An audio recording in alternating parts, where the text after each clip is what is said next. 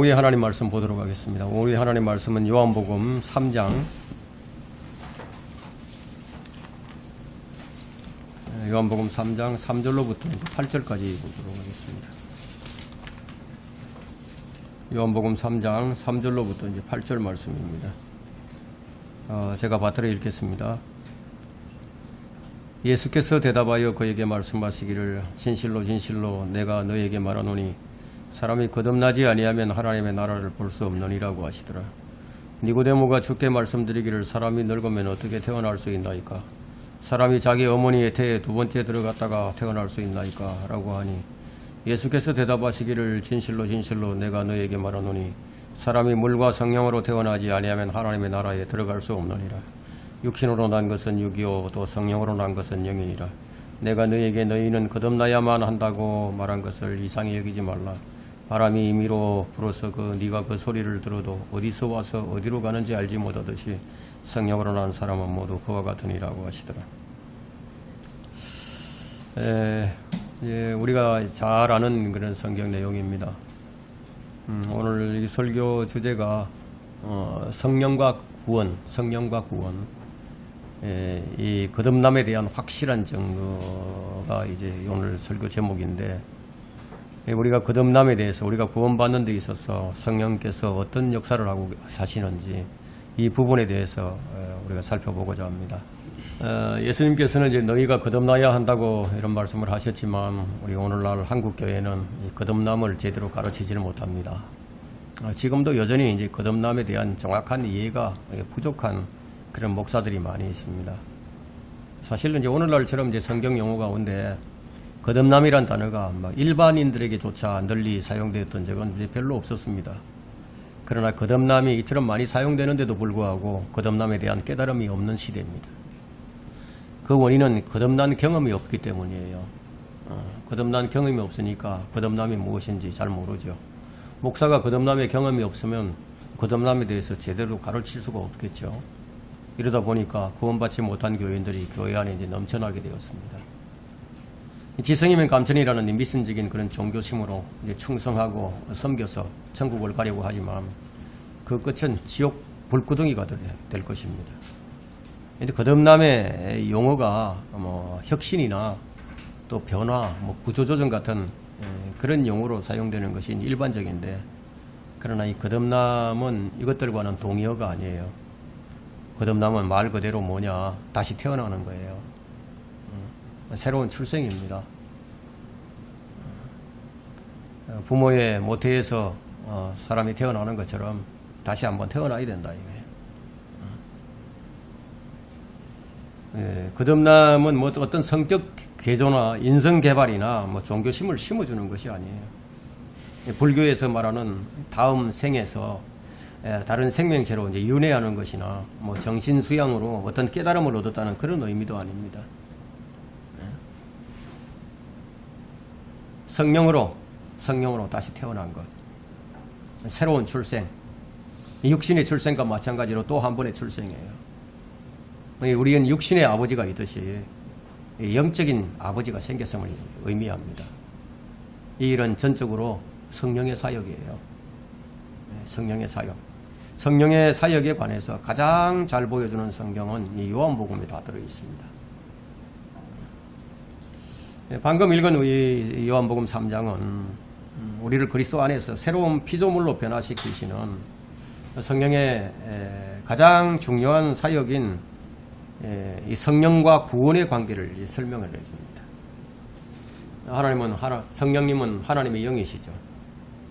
보이지 않는 하나님의 임재, 보이지 않는 분인데 어떻게 그분의 임재를 느낄 것이며 어떻게 그분의 현존하심을 알 것이냐 이거예요. 바로 이 성령님을 통해서 우리는 알 수 있다는 겁니다. 그러면 성령님과 구원은 어떤 관계가 있을까? 이 부분에 대해서 먼저 우리가 두 구절을 좀 비교를 해보겠습니다. 요한복음 1장 12절에 보니까요.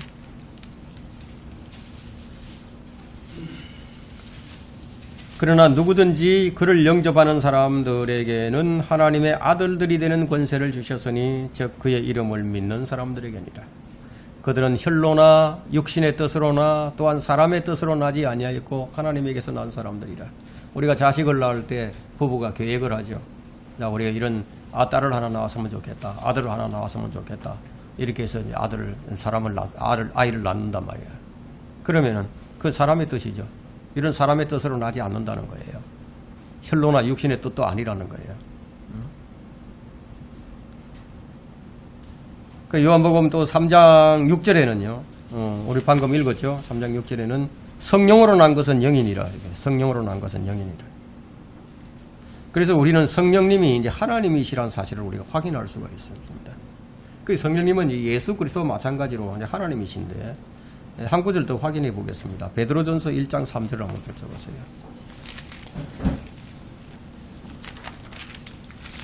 베드로전서 3장 1절이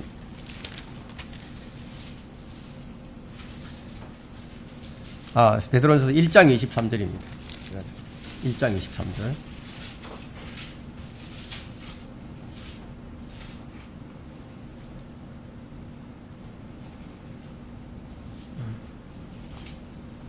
자, 너희가 거듭난 것은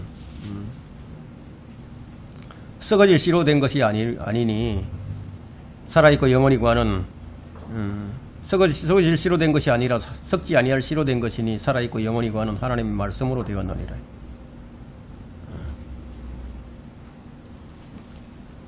거듭남은 성령으로 이제 태어나는 건데, 근데 뭐가 태어난다는 것이냐면 성령으로 난 것은 영인이라고 했죠.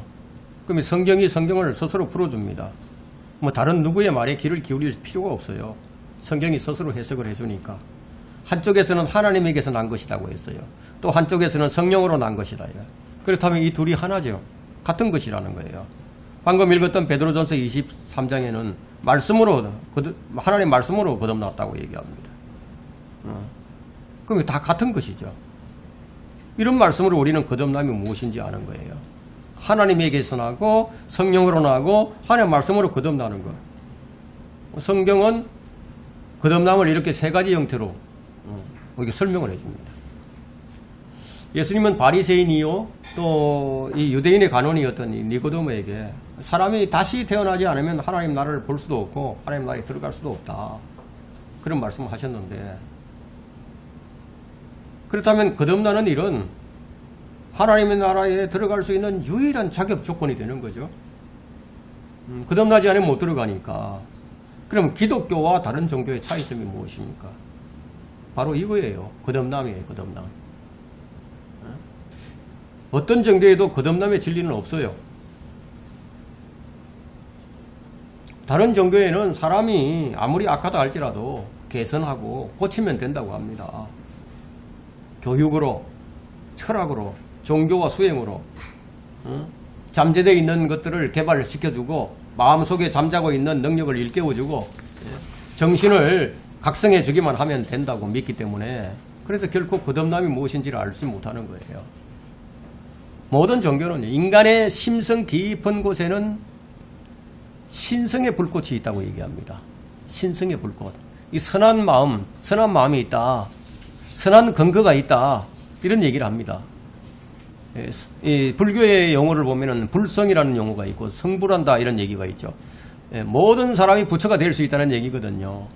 그러면 이런 식으로 우리가 결코 다 쓸 수 없는, 우리 안에 있는 이 무한한 에너지와 무한한 잠재력이 우리 안에 있다.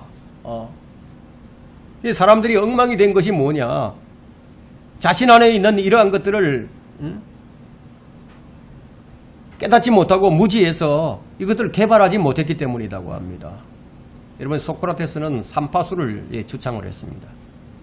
이 삼파술이란 뭐냐면, 먼저 깨달은 사람이 삼파가 되어서 이 무지한 사람 속에 있는 지혜를 일깨워줌으로 인해서 옥동자가 태어나게 하는 그 삼파의 역할을 한다는 이 가르침은 이 동양 철학에서도요 비슷합니다. 그냥 끊임없이 심신을 훈련함으로써 군자가 되는 거예요. 그 성인이 된다. 성인이 경지에 도달한다. 이런 것들을 가리키죠. 그러다 보니까 사람은 거듭나야 하는 것이 아니라 개혁하고 개선하고 개발하면 그만입니다. 이들은 개과천선이라는 말을 쓰기도 하죠. 덕도라는 말을 하기도 하고 달관의 경지에 이르렀다는 그런 말도 하지만, 그들이 말한 최상의 상태, 최고의 경지를 하나님께서 보실 때 어떻게 보시느냐? 단지 모양만 조금 다른 동일한 죄인에 지나지 않는다는 거예요.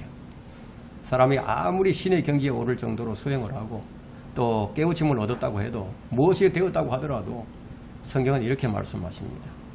시편 62편 9절에서 말씀하시기를 진실로 낮은 자들도 헛것이요 높은 자들도 거짓이니 그들을 저울에 달면 모두 합쳐도 헛것보다도 가볍다. 주님은 우리 영을 달아보시잖아요. 다른 무엇으로 우리를 가득 채운다 할지라도요, 헛것보다 가볍다 이거예요. 우리 영이 거듭나지 않는 이상 항상 뭐죠? 모자란 상태가 있는 거죠. 모든 사람이 죄를 지었으므로 하나님의 영광에 이르지 못하다가, 이것이 사실이에요. 모든 사람이 죄를 지었다 이거예요. 이 진리는 사람들이 그냥 인정하고 싶지 않은 그런 진리죠. 이 사람이 무엇을 해서 하나님의 영광에 도달할 수 있겠습니까? 타고난 본성을 무엇으로 바꿀 수 있겠어요? 인간이 자신이 태어난 장소를 바꿀 수가 없듯이. 근데 사람들은 자꾸 바꾸려고 하죠. 그러면 바꾸려고 하니까 성경은 그럼 너희가 한번 해볼 테면 해보라고 얘기하는 거예요. 너희들이 하고 싶으면, 바꾸고 싶으면 한번 바꿔봐라. 예레미야 13장 23절에 이렇게 말씀하십니다. 에디오피아인이 그의 피부를 바꿀 수 없으며 표범이 그 점들을 바꿀 수 있겠느냐. 그렇다면 악을 행하는 데 익숙한 너희도 선을 행할 수 있으리라. 이 말씀은 어디 한번 해보라는 거죠. 자신이 있으면. 타고난 죄성은 금욕이나 고행을 해도요, 여전히 내 안에 있는 거예요. 우리가 구원받고 거듭난 우리 안에도 여전히 이게 있다는 거예요. 타고난 죄성이. 죄는 세상에 존재하는 그 무엇으로도 제거되지 않습니다. 핵폭탄이 터져도 없어지지 않아요. 어떤 생화학 물질로도 씻겨지지도 않아요. 오직 예수 그리스도의 피만이 그 죄를 깨끗이 하고 제거할 수가 있는 거죠. 그런 이유로 인해서 예수님께서 육신의 몸을 입고 이 땅에 오신 거예요. 이것을 해결해 주시려고. 사람이 얻을 수 있는 최선이 무엇입니까? 사람이 얻을 수 있는 최선, 최고 최상의 상태에 도달해서 사람들의 추앙을 받고 가톨릭의 성인이나 천사와 같은 칭송과 찬사를 듣는다고 해도 주님의 평가는 다릅니다. 보소서 주께서 내 날들을 손너비만큼 주셨으므로 내 연수가 주 앞에서는 없는 것 같사오니 진실로 모든 상태에 있는 모든 사람도 다 헛될 뿐이니이다. 쉘라. 시편 39편 5절이죠. 그래서 이런 이유로 모든 사람이 반드시 거듭나야 합니다. 이 일을 성령님께서 하시는 거예요. 구원에 관한 성령님의 사역은 첫 번째, 성령님은 옛사람을 처리하시고 새 사람을 만드십니다. 아담에 속한 것들은 다 죽음에 처하시고요. 그리스도 안에서 새로운 피조물을 창조하십니다. 그래서 주 예수 그리스도를 영접하라. 주 예수 그리스도를 영접하라. 주 예수를 믿으라. 이 말의 의미는 다시 태어나라는 말이에요. 다시 태어나라. 성령님께서는 믿는 자들 안에 생명이신 그리스도를 마음속에 거하게 해주십니다. 우리 마음속에. 생명의 말씀을 거하게 하시고 친히 우리 안에서 거하시면서 은사들을 주시고 열매를 맺게 해주십니다. 복음을 믿기만 하면 그 사람 안에 성령님께서 새 생명을 낳으신다는 거예요. 그 사람 안에 죽어있던 영을 살려주신다는 거예요. 거듭나지 않은 사람은 누구라 할지라도요, 하나님과 원수예요. 하나님 원수예요. 잃어버린 사람이고 다 지옥의 자식입니다. 그가 누구든지 간에 그의 신분은 하나님의 자녀가 아니에요. 불순종의 자녀고 진노의 자녀입니다. 구원은 거듭남, 성령이 새롭게 하심으로 되는 것이죠. 이게 성령님의 사역이 필요한 거예요. 우리는 구원받은 후에도 언제나 성령님의 사역이 필요합니다. 성령님을 힘입어서야 됩니다. 우리가 행한 의로운 행위에 의하지 않고 그의 자비하심에 따라 중생의 시선과 성령이 새롭게 하심으로 우리를 구원하셨으니 성령이 새롭게 하심으로 우리를 구원하셨다. 이게 디도스 3장 5절입니다. 섬김에는 행위가 필요하지만 구원에는 행위가 필요 없어요. 단지 믿기만 하면 됩니다. 믿기만 하면 하나님께서 거듭나게 하신다는 거예요. 새로 태어나기 위해서 노력할 필요도 없고 걱정할 필요도 없습니다. 예수 그리스도께서 성경대로 우리의 죄들로 인해서 죽으시고 장사되셨다가 성경대로 셋째 날에 다시 살아나셨다는 이 사실을 그대로 믿기만 하면 성령님께서 우리를 거듭나게 하시는 거예요. 이것이 성령님의 사역입니다. 하나님께서는 이제 에덴 동산에서 아담을 창조하실 때 먼저 흙으로 사람을 빚었습니다. 그리고 그 코에다 생명의 호흡을 불어넣었어요. 그러니까 사람이 살아있는 혼이 되었습니다. 그리스도 안에서 주님이 새 사람을 만드시는 방법은 이와 반대로 생각하면 돼요. 먼저 영을 거듭나게 하신 후에 혼을 구원하시고 마지막으로 몸을 구속시킵니다. 즉 영적인 몸으로 변화시켜 주신다는 거예요. 먼저 이 중생의 씻음이 필요하죠. 우리가 죄가 있으니까 중생의 씻음이 그 뭘로? 그리스도의 보혈로서 합니다. 그 다음이 성령이 새롭게 하신다. 이거 성령이 새롭게 하시는데 이게 거듭남이에요. 그 다음이 뭐냐? 혼의 구원이죠. 순서는 이렇지만 이 사건은 거의 동시에 일어나 버립니다. 한순간에 일어나 버린다. 이게. 아담이 금지된 나무의 실과를 먹는 순간 하나님의 형상을 잃어버렸어요. 영이 죽어버렸단 말이에요. 결국 육신은 흙으로 돌아가고 마음은 악해지고 생각하는 바와 상상하는 모든 것이 어려서부터 악해요. 어려서부터. 그래서 창세기 6장 5절에는 하나님께서 사람의 사악함이 세상의 창대해짐과 그 마음의 생각과 상상이 계속해서 악할 뿐임을 보시고, 이건 뭐 계속해서 악한 거예요. 그냥 멈추는 게 아니에요. 계속 악해요. 하나님을 경배하고 하나님과 영적인 교제를 나눌 수 있는 영이 죽어버리자 사람의 혼은 막 급격하게 이제 타락을 해버리고 만 거예요. 얼마나 타락을 했는지 그 정도를 하나님께서 이렇게 말씀하십니다. 마음은 만물보다 거짓되고 심히 악하니 누가 그것을 알 수 있으리요. 몸은 병이 들고 약해져서 죽으면 흙으로 돌아갑니다. 혼은 지옥으로 갑니다. 이것이 인간의 운명이에요. 인간의 운명. 우리 사람이 이걸 바꿀 수 없어요. 하나님께서 단지 어떤 도덕적인 가마력으로 우리를 가르침으로써 새로운 삶을 살게 하시는 것이 아니라 죽었던 영을 살리고 혼을 구원하심으로써 새 사람을 만드신다는 거예요. 이게 거듭남이에요. 그러니까 나는 한 사람이죠. 지금 나는 한 사람인데 여러분도 한 사람이에요. 근데 엄밀히 말하면 세 사람이에요. 나는 한 혼이에요. 나는 한 몸을 가지고 내 육체를 가지고 있어요. 그리고 나는 또 한 영을 가지고 있어요.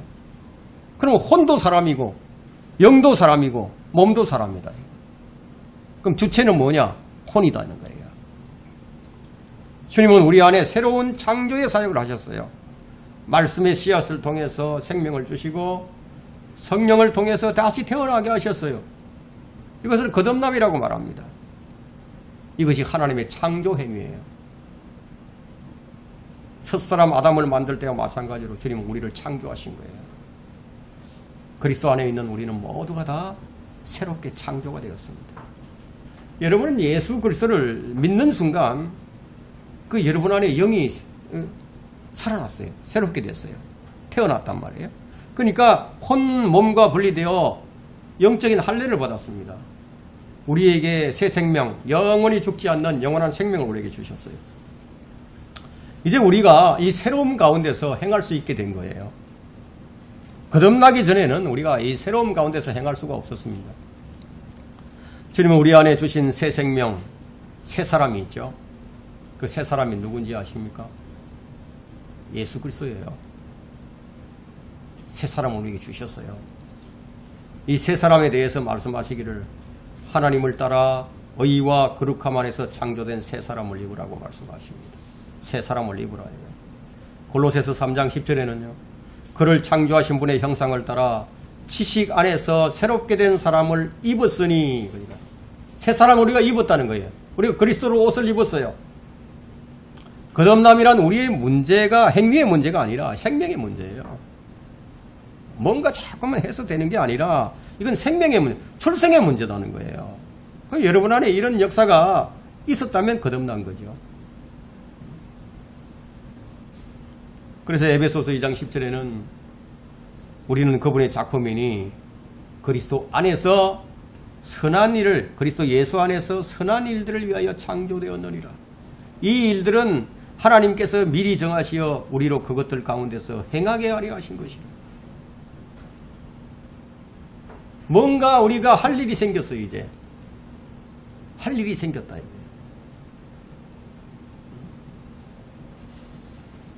인간에 관련된 성령의 가장 중요하고도 위대한 일은 뭐냐? 사람을 거듭나게 하는 겁니다. 다시 태어나게 한다는 얘기예요. 두 번째, 성령은 육신의 부모에서 받지 못한 전혀 다른 새로운 생명을 주십니다. 이 생명은 영원한 생명입니다. 육신의 생명과는 달리 하나님으로부터 오는 생명이에요. 성령께서 주시는 영원한 생명은 생명이신 예수 그리스도를 우리 안에 주시는 거예요. 우리의 새 생명은 예수님이에요. 우리 새 사람도 예수님이에요. 예수님은 우리에게 새 생명을 주시기 위해서 죽으셨어요. 우리를 구원하시려고. 주님 안에 있던 생명은 성령을 통해서 우리에게 전달이 됩니다. 그 전달되는 것이 이는 생명의 원천이 주와 함께 있으며 주의 빛 가운데서 우리가 빛을 볼 것임이니이다. 시편 36편 9절에 그렇게 말씀을 합니다. 자, 성령은 하나님의 말씀을 통해서 예수 그리스도를 믿는 사람만을 거듭나게 하시는 거예요. 예수 그리스도를 믿는 사람만.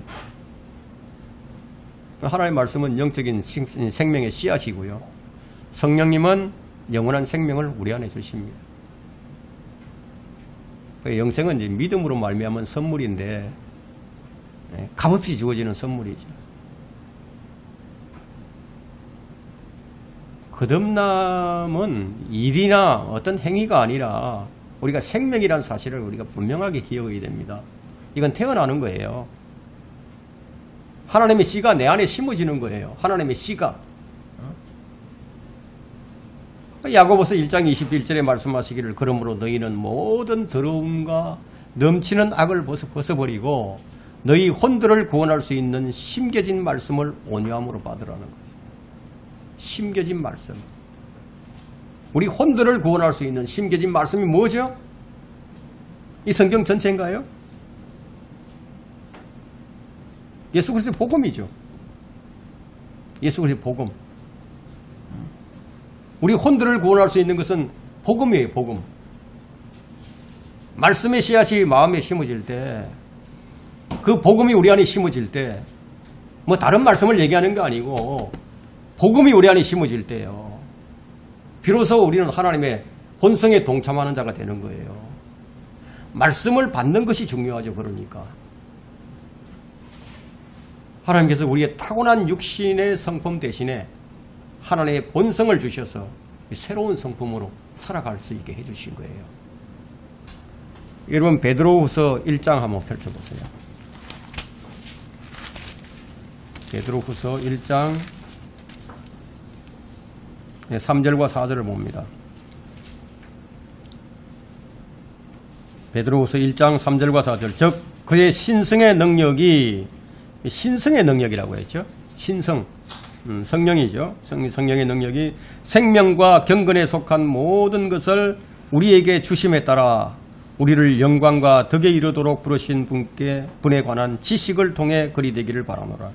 이로써 우리에게 지극히 크고 귀한 약속들을 주심은 너희로 하여금 이 약속들을 통해서 정욕으로 인해 세상에 있게 된 타락을 피하여 하나님의 본성에 동참하는 자가 되게 하려 하심이라. 거듭난 사람은 이미 이제 우리가 하나님 본성에 동참을 했어요. 하나님 본성은 뭐죠? 의로움이죠? 거룩함이죠? 하나님 본성이에요. 내가 거룩하니 너희도 거룩하라고 그렇게 말씀을 하셨는지, 왜 이런 말씀을 하셨느냐? 우리가 하나님 본성에 동참했으니까 하나님 본성 거룩함이니까. 그러면 죄를 미워하고 불의를 기뻐하지 아니하고 거룩함을 사모하게 되는 성품, 이게 바로 거듭난 성품이에요. 불의와 불법과 죄악에 대한 정오가 전혀 없는 사람은요, 하나님의 본성이 내 안에 심어진 것이 아니라 그냥 인간의 본성, 휴머니즘이 내 안에 자리 잡고 있는 것뿐이에요. 거듭나지 못한 교인들은 그냥 인간답게 살자는 운동에 그냥 교회가 적극적으로 참여해야 한다고 그렇게 생각을 합니다. 그래서 교회가 사회운동을 해야 한다고 이렇게 주장을 하죠. 교회 건물을 크게 짓고 병원도 짓고 양로원도 짓고 고아원을 짓는 것이 하나님을 기쁘게 하는 일이라고 그렇게 생각을 한다 이거예요. 그럼 우리 주님께서는 또 예수님의 제자들, 사도들, 초대교회 그 믿음의 형제들, 그런 사람들의 그런 일이 주의 사역이라고, 하나님의 사역이라고 한 적이 한 번도 없어요. 예수 그리스도를 안 믿고도요, 믿지 않는 불신자들도 평생토록 가난한 자와 병자들을 위해서 헌신하면서 살 수 있어요. 희생할 수 있어요. 근데 이런 성품은 사람들에게는 본이 될 수 있고 사람들에게 경외심을 불러일으키기도 하고 그렇게 합니다. 그리고 자신을 돌아보게도 만들어요. 그러나 이것은 하나님의 사역이 아닙니다. 하나님의 성품은 뭐예요? 악을 미워하죠. 의로우신 분이니까, 거룩하신 분이니까 더러운 것을 가정히 여기고 불법을 미워하는 거룩함이에요. 진리가 아니면 싫은 거예요. 세상과 일치하지 않고 그 안에 있는 것을 사랑하지 않는 것이 하나님의 성품이에요. 세상과 일치하지 말라예요. 하나님의 성품은 진리를 사랑하고 의를 기뻐하고 그리스도를 위해서 수치를 당하는 것을 기뻐하는 것이 하나님의 본성입니다. 하나님께서 기뻐하시는 건 나도 기뻐하고 하나님 싫어하시는 건 나도 싫어한다. 사람의 기분이나 감정을 맞추지 않고 자신의 유익을 추구하지도 않고 하나님의 영광만을 추구하는 것이 하나님께서 우리 안에게 주신 새로운 성품이라는 거예요. 우리 이 성품이 있어야 돼요. 거듭난 사람은 이 새로운 성품이 있습니다. 그런 사람들은 성령의 인도하심을 받게 되고 성령 안에서 걷는 사람이죠. 그런 사람들을 믿음으로 걷고 믿음으로 생각하고 믿음으로 행하는 사람들이다. 성령님을 슬프게 하거나 성령님을 억제하거나 성령님을 제한하거나 성령님을 억누르거나 성령님을 거역하는 이런 일은 성령으로 난 사람이 할 일이 아니라는 겁니다. 왜 우리에게 성령 충만하라고 얘기하십니까? 우리가 생명의 새로움 가운데서 행하려면 성령의 충만함이 있어야 하니까. 왜 우리에게 은사를 주십니까? 왜 거듭난 사람에게 성령의 은사를 주시고 성령의 열매를 맺게 하십니까? 새로운 생명을 가졌다. 본성에 동참하는 자가 됐으니까, 하나님 본성에. 근데 거듭나는 일은 우리의 성격 개조하는 거 아니에요. 뭔가 좀 변하는 거 그런 거 아니에요. 가치관을 바꾸는 그런 차원도 아닙니다. 거듭난 사람이 그런 변화를 경험하지 못하는 것이 참 문제이긴 하지만 거듭남은 그런 것들을 훨씬 더 능가하는 거예요. 하나님은 진리의 말씀으로 우리를 낳으셨어요. 진리의 말씀으로. 그분 자신의 뜻으로 우리를 진리의 말씀으로 낳으셔서 우리로 그의 피조물들 가운데 첫 열매들에 속한 자가 되게 하셨습니다. 우리 첫 열매들이에요. 첫 열매에 속해 있어요. 지금 현재 우리가. 지금 우리가 하늘로 들려 올라가면 우리는 첫 열매에 내가 첫 열매에 속해서 첫 열매로 내가 올라왔구나 알게 되는 거예요.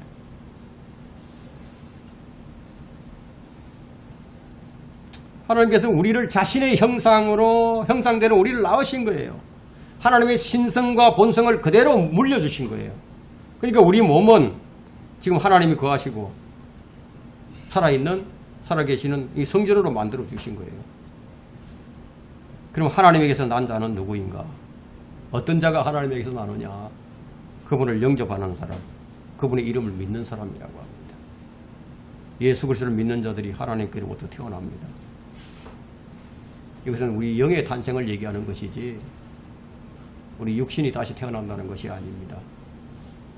우리 육신이 태어날 때 우리 영은 죄와 허물로 인해서 죽은 상태에 있었어요. 영이 죽었다는 말은 영이 없다거나 뭐 소멸되어 사라져버렸다는 그런 것이 아니라 영이 정상적인 기능을 하지 못하는 그것을 말합니다.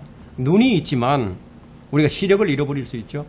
눈은 있는데 귀는 멀쩡하지만 우리가 청력을 잃어버릴 수도 있어요. 혀는 있지만 말을 못할 수도 있고 미각을 잃을 수도 있습니다.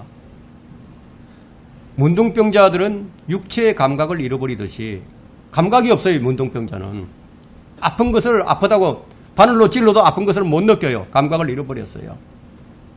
그러면 구원받지 못한 사람의 영은 하나님을 인지하고 하나님의 뜻을 파악하고 하나님을 경배하는 이런 모든 영적인 기능을 완전히 잃어버린 것을 얘기한다는 거예요. 그래서 하나님께서는 영을 고쳐서 쓰는 것이 아니고 다시 태어나야 한다고 말씀하신 거예요. 그러면 다시 태어난 것에 대한 증거가 있어야 될 거 아닙니까? 내가 다시 태어났다, 내가 구원받았다 그러면 무슨 증거가 있어야지. 만약 어떤 사람이 자신이 거듭났는지 증거를 찾고자 한다면 몇 가지 점검해 볼 것이 있는데, 첫째, 거듭난 사람은 하나님의 말씀을 듣고자 합니다. 하나님의 말씀이 듣고 싶어 찾아온단 말이에요. 우리 신자매님처럼 하나님께로부터 나온 사람은 하나님의 말씀을 듣느니라. 너희는 하나님의 말씀을 듣지 아니하나니 이는 너희가 하나님으로부터 나오지 않음이라. 요한복음 8장 47절 말씀입니다. 분명하죠. 거듭나지 않은 사람은 하나님의 말씀을 듣고 싶지 않죠. 들을 수 없어요. 뭐 교회 잘 나오고 기도 잘하고 봉사도 잘하고 헌금도 잘하고 사회활동을 잘할 수 있어요.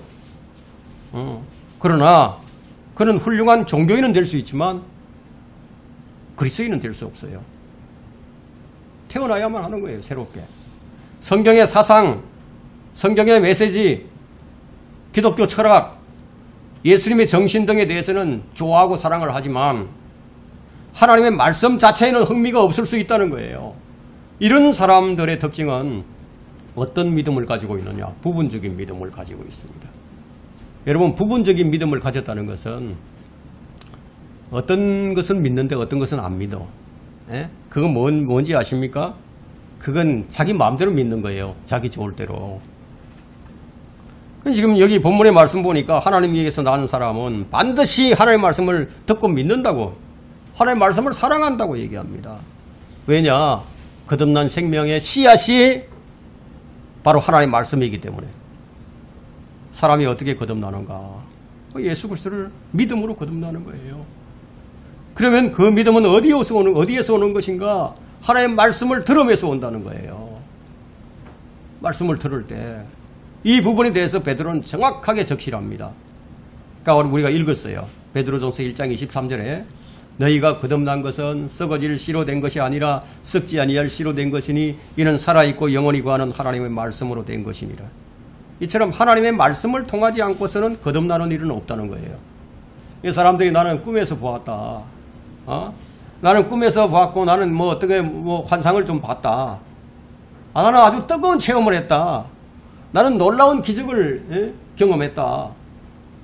나는 기도 응답을 받았다. 이런 것으로 거듭날 수 없다는 거예요. 우리가 이 이방인 고넬료를 보면 압니다. 이방인 고넬료는 구원받기 전에 하나님께 기도를 했어요. 그리고 하나님의 응답도 받았어요. 하나님의 천사도 만났어요. 그러나 그는 거듭나지 않았습니다. 베드로의 말씀을 듣다가 그때 이제 거듭나게 되죠. 꿈이든 환상이든 체험이든 기적이든 그 무엇이 되었든지 간에 그와 동반되는 하나님의 말씀이 있어야 한다는 겁니다. 하나님은 표적을 단독으로 주시지 않았어요. 그와 동반되는 하나님 말씀을 주심으로써 그 기적을 보고 그 말씀을 믿게 하신 거예요. 주님께서 행하신 수많은 표적들을 보았던 유대인들은 표적만 구하고 표적에 동반되는 하나님의 말씀은 배척해버렸습니다. 둘째, 거듭난 자는 하나님에게서 난 사람을 사랑합니다.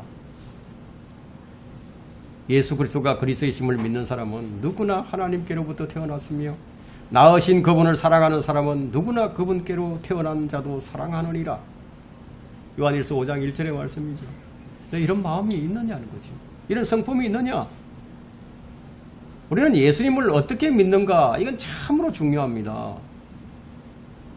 예수님을 선지자나 위대한 선생이나 아니면 4대 성인 중인 한 사람이나 아니면 슈퍼스타나 아니면 사랑, 박의 혁명가, 종교 창시자 등으로 믿는 사람들은 하나님에게서 난 사람이 아니에요.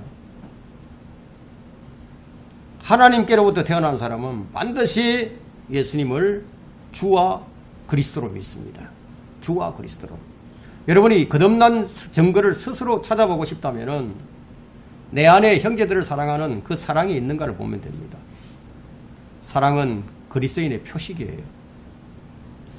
하나님에게서 난 자는 하나님에게서 난 사람을 사랑합니다. 여러분, 자기 가족을 사랑하는 것은 그건 자연스러움 아닌가요? 그죠? 우리는 하나님의 가족인데 하나님의 가족을 사랑하는 것은 자연스러운 현상이라는 겁니다. 셋째, 거듭난 증거는 죄를 범하지 않는 겁니다. 여러분, 참 이 말씀은 중요한 건데 요한일서 3장 9절을 한번 펼쳐보세요.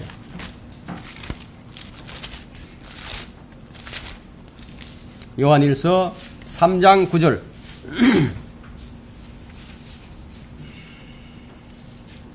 하나님께로부터 태어난 사람은 누구라 죄를 짓지 아니하나니 이는 하나님의 씨가 그 사람 안에 거하며 또 죄를 지을 수 없는 것은 그가 하나님께로부터 태어났기 때문이라.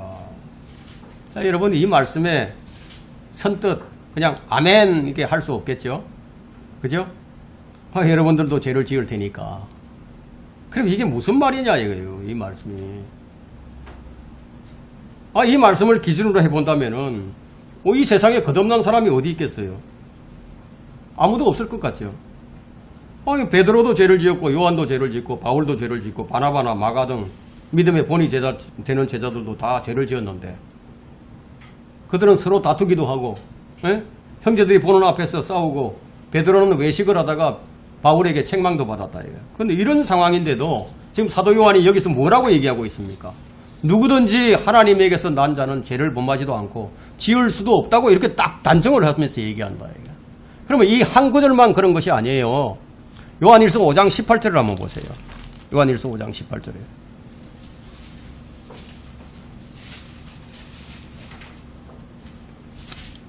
자, 5장 18절에도 하나님께로부터 태어난 사람은 누구나 죄를 짓지 아니하는 줄 우리가 아노라.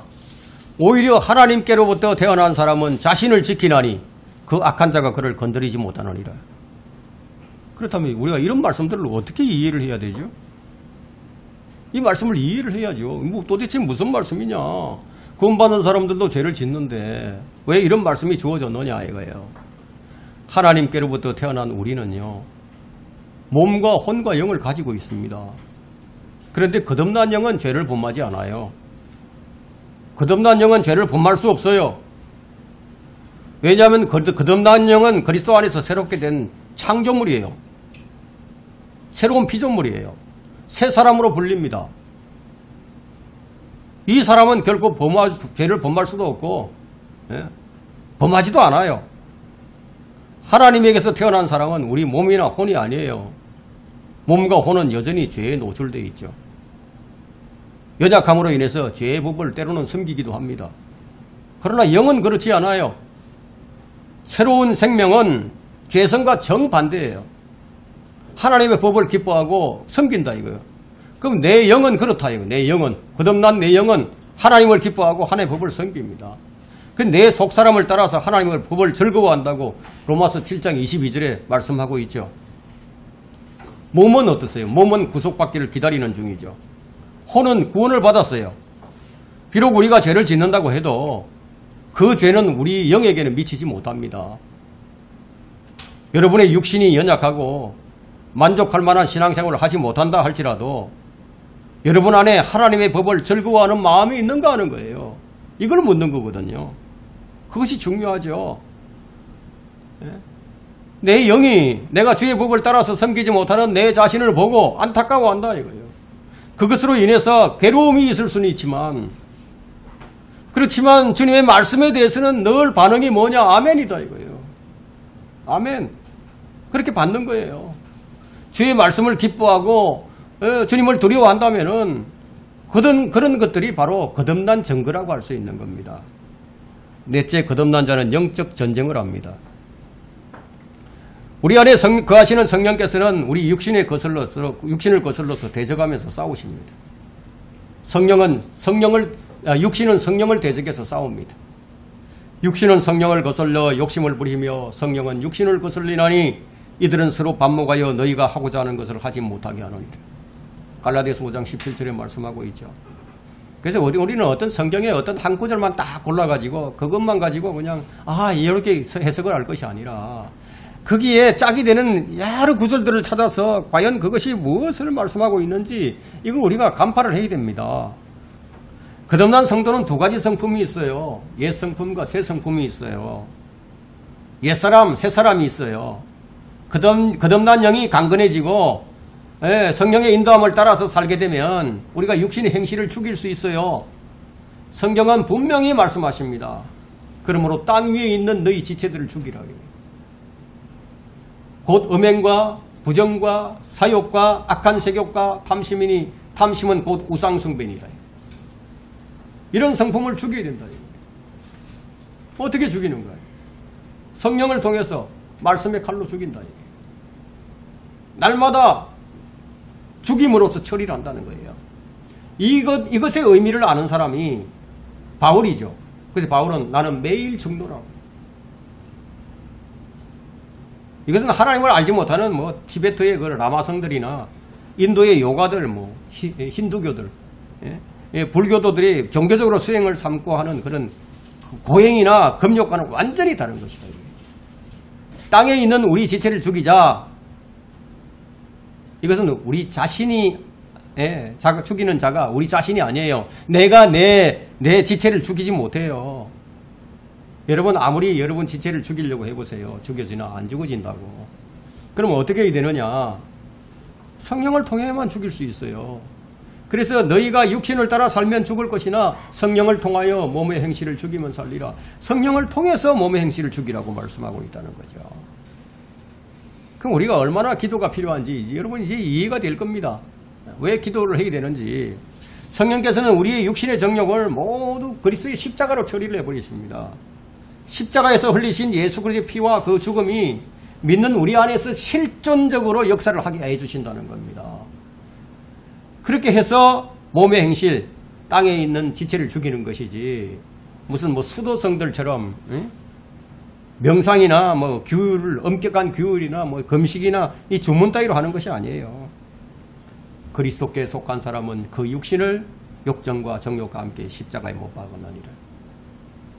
성경은 언제나 그리스도 예수께서 이루신 사역과 또 말씀을 근거로 해서 우리 안에서 일하십니다. 주님의 죽음을 나의 죽음이 되게 해주시고요. 주님의 부활이 나의 부활이 되게 해주시고요. 우리 육신의 모든 죄들을 다 처리해 버리시는 거예요. 이렇게 우리가 처리함을 받은 사람들이에요. 다섯째, 거듭난 사람은 예수 그리스도의 영이 자신 안에 거하는 사람입니다. 이것은 우리 안에 무엇이 있는가의 문제가 아니라 우리 안에 누가 거하시는가의 문제입니다. 내 안에 누가 거하시느냐 이거야. 무엇이 있는가가 아니라 누가 거하시느냐. 예수 그리스도는 길이요 진리요 생명이십니다. 생명이신 예수 그리스도가 내 안에 거하면 내게는 생명이 있습니다. 생명의 유무는 내 안에 생명이신 주님이 거하시는가의 문제다 이거예요. 누구든지 예수 그리스도를 믿음으로 마음에 영접하면 그의 안에 예수 그리스도가 있는 거예요. 여러분 이거 확신이 있으세요? 여러분 마음속에 예수 그리스도가 계신다는 것을 확신이 있느냐 이거예요. 아들이 있는 자는 생명이 있고 하나님의 아들이 없는 자는 생명이 없느니라. 성경이 이렇게 말씀하고 있어. 이런 말씀을 하시면서 성경은 이것을 한번 입증해보라. 스스로 시험을 해서 입증을 해보라. 그렇게 말씀하세요. 고린도후서 13장 5절에 너희가 믿음 안에 있는지 너희 자신을 시험하고 스스로 입증하라. 예수 그리스도께서 너희 안에 계신 것을 스스로 알지 못하느냐? 그렇지 못하면 너희는 버림받은 자들이라. 스스로 확인을 하라. 이 질문에 대한 답이 좀 불분명하다. 그러면 여러분의 구원과 거듭남 역시 불분명하겠죠. 주님은 우리 몸을 성전으로 삼으시고 우리 안에 계십니다. 그런데 하나님의 보좌 오른편에 앉아 계신 주님께서 동시에 우리 안에 거하신다는 것은 이건 무소부재하신 하나님의 능력을 우리에게 보여주고 있는 신비예요. 신비. 이 신비가 무엇인지를 우리에게 알려주셨어요. 그래서 우리는 이 신비를 압니다.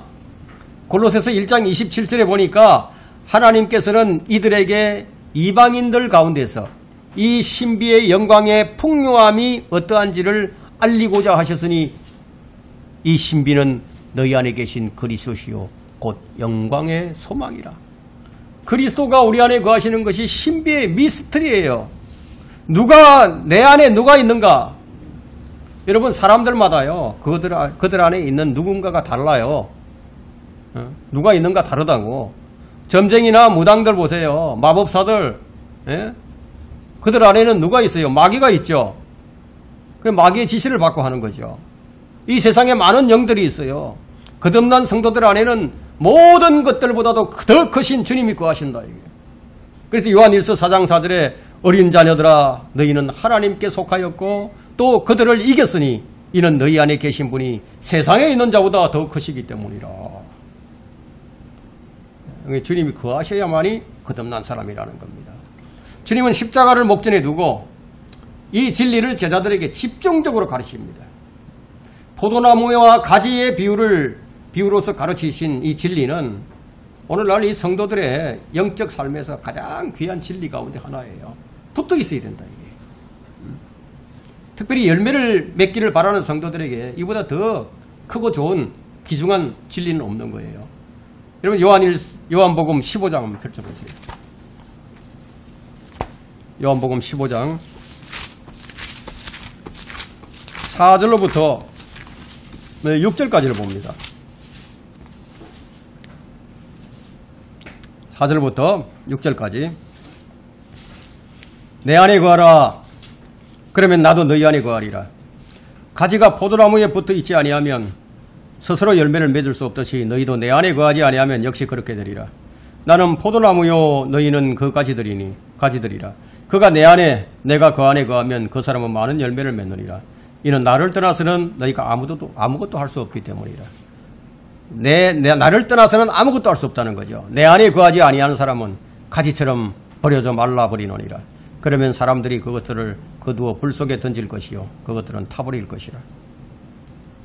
이 말씀을 철저하게 상호 호환작용을 한다. 이걸 우리가 알 수 있습니다. 결코 일방적이지 않아요. 열매는 일방적으로 열리지 않아요. 열매를 맺는 비결은 주님 안에 거하는 거예요. 주님 역시 우리 안에 거하는 거예요. 우리가 주님 안에 거하게 되면 주님 역시 우리 안에 거하신다. 이것이 거듭나고 가장 크고도 분명한 증거입니다. 세 번째, 성령님은 우리가 주님 안에 거하는 법을 명료하게 가르쳐 주셨어요. 우리가 어떻게 주님 안에 거하느냐?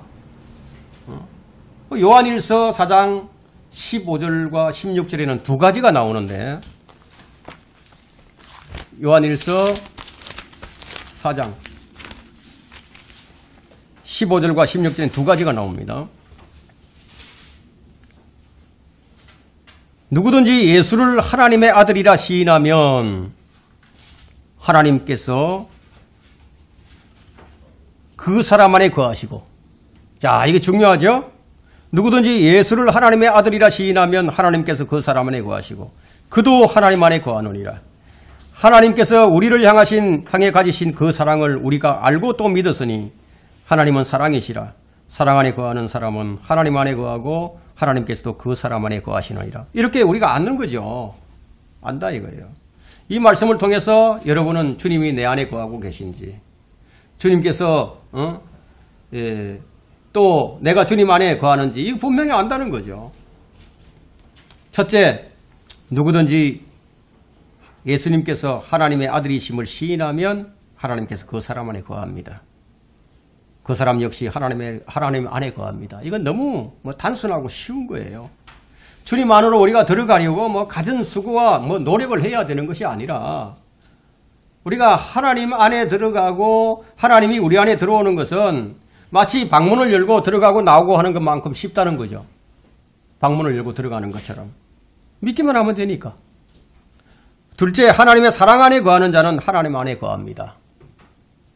이건 두 가지지만 뗄래야 뗄 수가 없는 관계예요. 하나님이 역시 그 사람 안에 거하십니다. 자, 우리는 십자가를 통해 보여준 하나님의 사랑 안에 거하기만 하면 됩니다. 주님이 우리에게 하나님의 사랑이 무엇인지를 보여주셨거든요. 그것이 로마서 5장 8절에 있죠.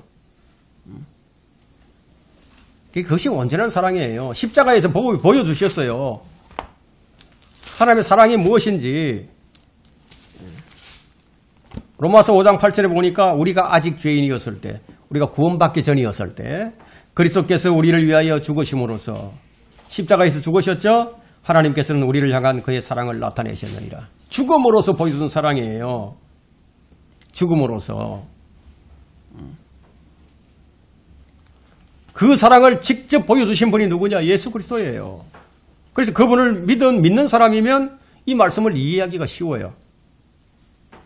내가 그리스도와 함께 십자가에 못 박혀 있으나 그럼에도 나는 살아있노라. 그러나 내가 사는 것이 아니요 그리스도께서 내 안에 사시는 것이라. 내가 이제 육신 안에서 사는 삶은 나를 사랑하시어 나를 위해 주신 하나님의 아들을 믿는 믿음으로 사는 것이라. 갈라디아서 2장 20절에 이 말씀을 아직도 이해하지 못하고 있는 사람들이 있어요.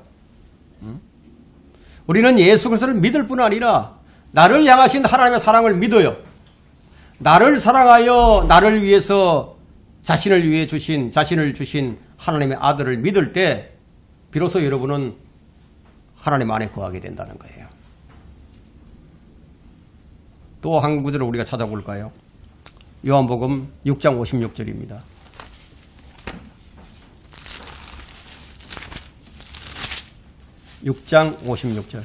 요한복음 6장 56절.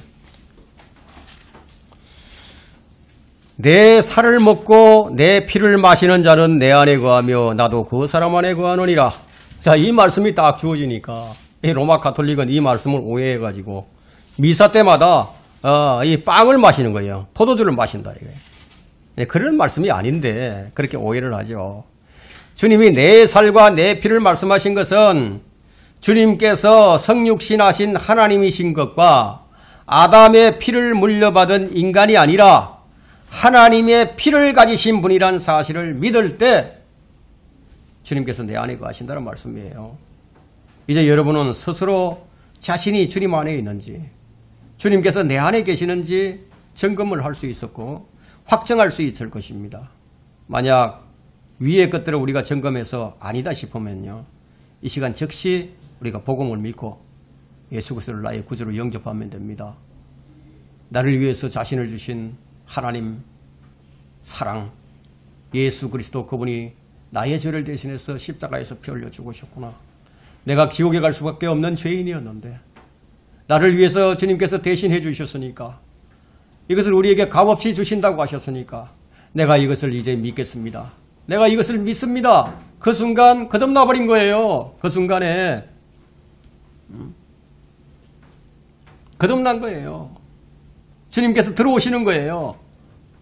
성령께서 우리 안에 들어오셔서 우리를 살리시는 거예요. 하나님 아버지께서 우리를 아들로 받아주시는 거예요. 오늘 말씀의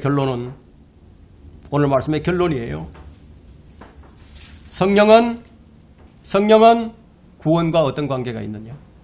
성령은 우리를 거듭나게 하신 하나님이십니다.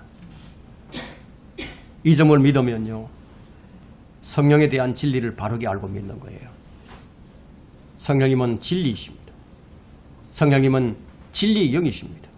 성령님은 하나님이십니다. 성령님은 인격이십니다.